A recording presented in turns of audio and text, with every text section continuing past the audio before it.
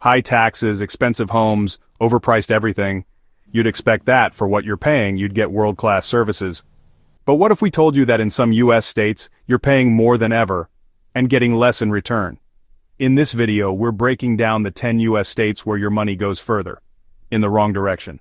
These are places where you're spending big on housing, taxes, and daily expenses, but public services like healthcare, education, and transportation are falling apart. So if you're thinking about moving, retiring, or just wondering why your wallet always feels lighter, this list might just shock you.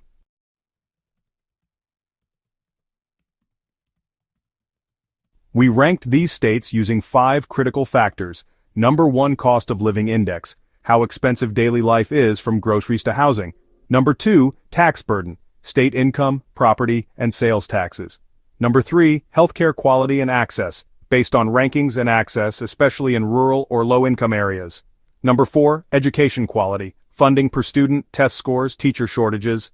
Number 5, public transportation, availability, efficiency, and urban coverage. Let's jump into the countdown. Washington may seem like a progressive tech haven, but behind the booming skyline of Seattle, there's a heavy cost. Cost of living. Washington's cost of living is roughly 16% higher than the national average. Housing is the biggest factor, especially in Seattle, where median home prices now top $850,000. Even rent for a one-bedroom apartment in cities like Bellevue or Redmond can cost upwards of $2,200 per month. Taxes. While Washington doesn't have a state income tax, it makes up for it with some of the highest sales taxes in the nation, reaching over 10% in many areas. Gas taxes are also among the steepest, making commuting expensive. Healthcare. Despite its affluence, Washington struggles with rural healthcare access. In large parts of the state outside urban centers, hospital closures and limited providers make care inaccessible. Even in Seattle, emergency room wait times have increased significantly. Education. Washington ranks mid-tier in national education rankings. Some schools, particularly in wealthy suburbs, perform well. But rural and inner-city schools face funding shortfalls, teacher shortages, and overcrowded classrooms. Public transit. Outside of Seattle's growing but still limited light rail system, public transit is underdeveloped. Buses are unreliable in suburban areas, and traffic congestion adds hours to daily commutes. Vermont's postcard-perfect towns hide some troubling inefficiencies. Cost of living. Vermont is about 13% more expensive than the national average. Groceries and utilities are costly due to transportation and weather-related logistics. Housing, while not as outrageous as coastal states, is still unaffordable for many young residents. Taxes. Vermont has one of the highest property tax burdens in the country. Combined with steep income taxes, residents feel squeezed even on modest incomes. For retirees, it's particularly punishing. Healthcare. Rural hospitals are closing across the state. Long wait times and limited specialists force Vermonters to travel across state lines for care. Mental health services are especially scarce. Education. Vermont's small population means many schools are under-enrolled, yet overhead costs remain high. While student-to-teacher ratios are decent, achievement scores are only average, and school consolidation has caused tension in rural areas. Public transit. Outside of Burlington, public transportation is almost non-existent. Many rely entirely on personal vehicles, and aging road infrastructure makes travel hazardous in winter months. Oregon's natural beauty masks some serious systemic issues. When it comes to the cost of living, Oregon is about 15% more expensive than the national average. Portland's housing market has just exploded, with median prices now over $600,000. Utilities and groceries are also well above national costs. Now, Oregon has no sales tax, but its income tax rates are among the highest in the nation, topping out at 9.9%. And when you combine that with rising local fees and property taxes, residents really feel the pinch. Healthcare is another challenge. Oregon has a shortage of healthcare workers, especially in rural counties.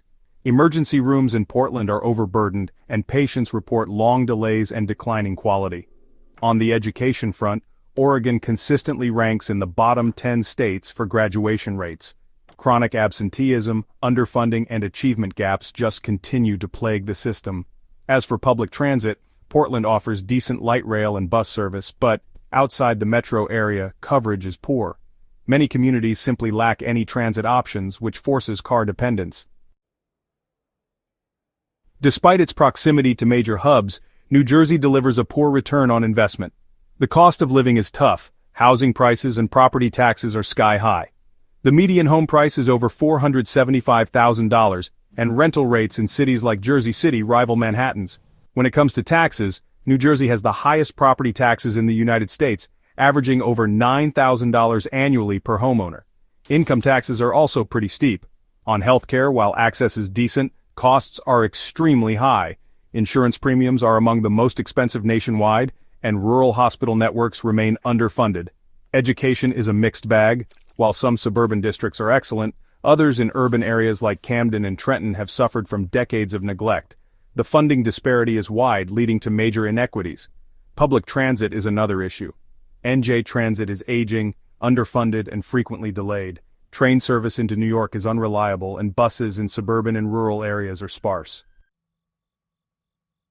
Connecticut may be wealthy on paper, but its services tell a different story.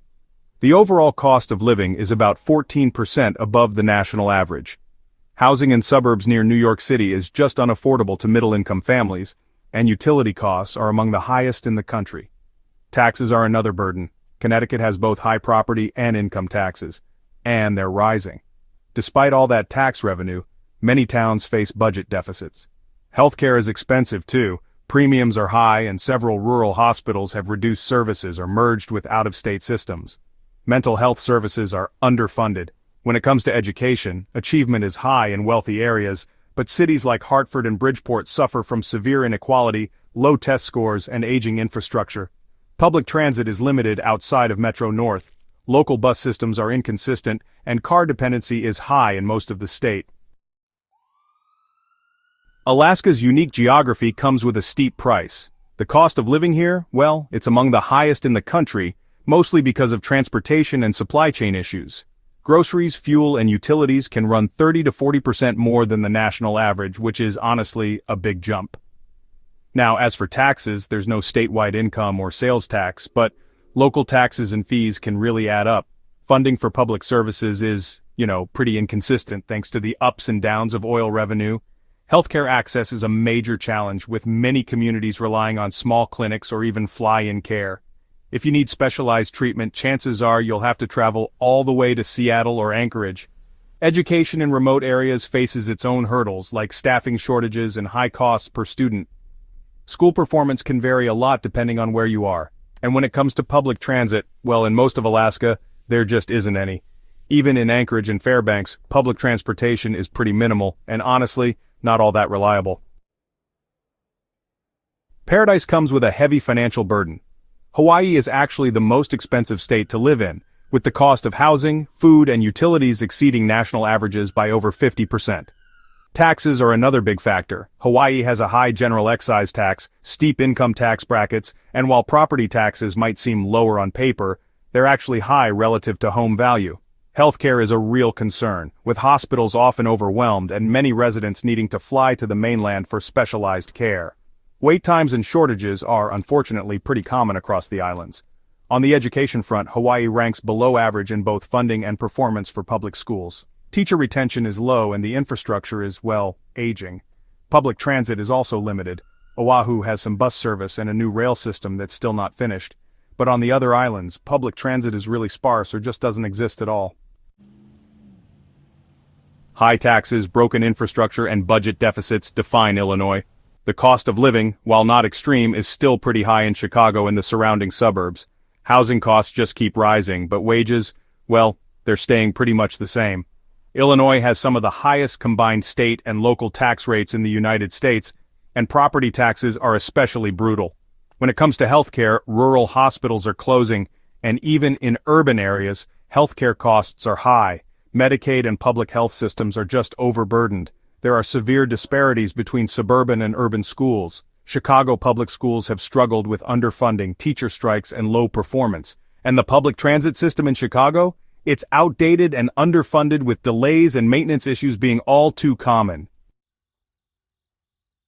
A beautiful state, with a broken system. California's cost of living is among the highest in the nation. Housing prices, rent, gas, and groceries all stretch people's budgets pretty thin. The state has the highest income tax bracket in the country at 13.3%, and sales taxes average over 8%. When it comes to healthcare, long wait times, overloaded hospitals, and high insurance costs are just part of the deal. Rural areas are honestly severely underserved. There's massive inequality between school districts, and underperforming schools in inner cities are common. Outside of limited areas like San Francisco, public transit is unreliable or even non-existent, and car dependency and traffic are, well, kind of notorious. The Empire State charges a premium for subpar services. New York City is, honestly, among the most expensive cities on Earth. Upstate is cheaper, but it's still pretty burdensome when you look at it relative to income. New York has some of the highest income and property taxes in the country. Healthcare, crowded emergency rooms, long appointment wait times, and high insurance costs are just the norm. Rural healthcare access is definitely declining. There's massive disparity between top-tier and failing schools, and budget mismanagement is common. The MTA is aging, prone to delays, and really lacks investment, and transit outside of New York City is, well, pretty weak. Living in a high-cost state isn't the issue, but not getting value for that cost is. From broken hospitals to crumbling schools and outdated buses, these 10 states prove that more money doesn't always mean better quality. So what do you think? Are you getting your money's worth where you live? Comment below, and don't forget to like, share, and subscribe.